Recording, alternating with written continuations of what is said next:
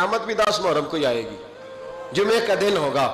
تو میں آج دل کو حاضر ناظر رکھ کے اپنی طبیعت کو حاضر پا کے باشعور آپ کو کہہ رہا ہوں، جاگ کے سننا خدا کا واسطہ.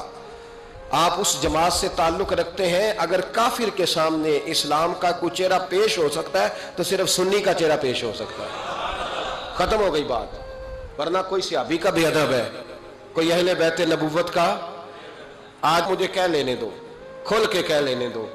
لوگ دلیلیں دیتے پھرتے ہیں، کہتے ہیں جی ایک وہ پینٹ کوٹ والا مولوی ہے، اس نے اینک بھی لگائی ہے، داڑھی بھی رکھی ہے، پینٹ کوٹ بھی پہنتا ہے، اس نے جی 1500 بندہ ایک دن مسلمان کر دیا، ایک دن 1000 مسلمان کر دیا. پر پتہ وہ بدبخت کہتا کیا ہے؟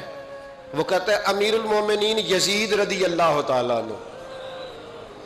میں کیا کروں اس کے 1500 مسلمان کو یا 2000 اس کے کلمہ اور وہ جی بڑی دلیلیں دیتا ہے. وہ دلیلیں سنبھال کے رکھے، وہ دلیلیں جو جی بڑے لوگ اس کے ساتھ ہوتے ہیں.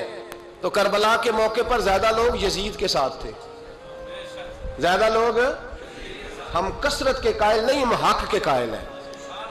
ہم اب چھوڑ دو بات، دلائل کی طرف آؤ. عجیب تماشا ہے. اور ایک مولوی صاحب اس کی حمایت کر رہے تھے، کہتے نہیں بندہ ٹھیک ہے، وہ بھول گیا تھا، اصل میں قصور عبید اللہ ابن زیاد کا تھا، اصل میں غلطی عمر بن سعد کی تھی، تو یزید کو زیادہ الزام نہیں دینا چاہیے. میں نے کہا بڑی تمہاری قریبی رشتہ داری ہے یزید کے ساتھ، تو اللہ سے دعا کیوں نہیں مانگتے کہ تمہارا حشر یزید کے ساتھ کرے؟ مانگنی چاہیے نا دعا. کیا خیال ہے آپ کا؟ ہم الحمدللہ جمعے والے دن مسجد میں بیٹھ کے دعا کرتے ہیں، یا اللہ ہمارا حشر امام حسین کے غلاموں میں کرنا. تو بھی کرنا جرت کر، جرت ہماری جرت ایک. ہم یہ نہیں کہتے ان کے ساتھ کر، ہم کہتے ہیں یا اللہ ہمارا حشر ان کے. ہماری جرت دیکھو، ہم ان کے غلاموں میں، قدموں میں، نوکروں میں بیٹھنے کو وہ دعا مانگ رہے ہیں، یا اللہ ہمارا ان کے غلاموں میں، غلاموں کے.